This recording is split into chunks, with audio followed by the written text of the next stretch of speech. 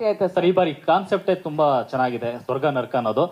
Mike ಈಗ pass ಆಗ್ಬೇಕು sir ಮನೆ ಪ್ರಶ್ನೆ ಇರುತ್ತೆ. ಹೌದು, ಒಬ್ರು ಒಂದೇ ಪ್ರಶ್ನೆ ಕೇಳ್ಬೇಕು. ಇದು ರಿಕ್ವೆಸ್ಟ್ ಶಾಖಾ ಮೇಡಮ್. ಸರ್ ಮನೆ ವಿನ್ಯಾಸ ಕೂಡ ಅದೇ ತರ ಇರುತ್ತಾ, ಸ್ವರ್ಗ ನರಕ ಆ ತರ ಇರುತ್ತೆ?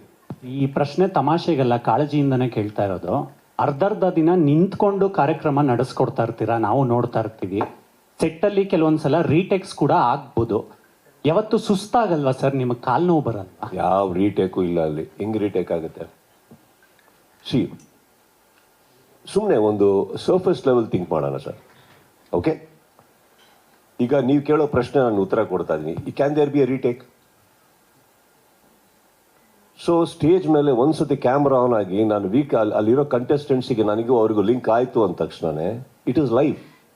ನನಗೂ ಅವ್ರಿಗೂ ಲೈವ್. ಅವರಿಗೂ ಅವ್ರು ಕೇಳೋ ಪ್ರಶ್ನೆಗೆ ನಾನು ಇಮ್ಮಿಡಿಯೇಟ್ ಆಗಿ ಸ್ಪಂದಿಸಬೇಕು, ಇಮ್ಮಿಡಿಯೇಟ್ ಆಗಿ ಉತ್ತರ ಕೊಡಬೇಕು. ಅವ್ರು ಏನು ಉತ್ತರ ಕೊಡ್ತಾರೆ ನನಗೆ ಗೊತ್ತಿಲ್ಲ, ನನ್ನ ನೆಕ್ಸ್ಟ್ ಪ್ರಶ್ನೆ ಏನು ಅವ್ರು ಕೊಡೋ ಉತ್ತರದ ಮೇಲೆ ಡಿಪೆಂಡ್ ಆಗುತ್ತೆ ಅಂದಾಗ there cannot be a retake.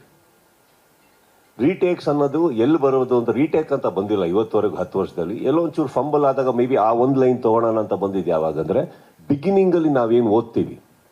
Big boss start ಆಗೋಕ್ಕಿಂತ ಮುಂಚೆ ವೀಕ್ಷಕರಿಗೆ ನಾವು ಒಂದು ಹೇಳ್ತೀವಿ ಗೊತ್ತಾ, ಏನೋ ಒಂದಿಷ್ಟು ಒಂದು ಶೀಟ್ ಅಷ್ಟು ಓದ್ತೀವಿ. ಅದು there can be a little fumbleness. But once the show starts, ಬನ್ನಿ ನಾವೀಗ ಮನೆ ಒಳಗೆ ಹೋಗೋಣ ಅಂತ ಹೋದ ತಕ್ಷಣ there is never a retake. And ನೀವು ತುಂಬ ಚೆನ್ನಾಗಿ ಕೇಳಿದ್ರಿ ಕಾಲು ನೋವು ಬರಲ್ವ ಅಂತ. ಸರ್ ಇದು ಒರಿಜಿನಲ್ ಸರ್.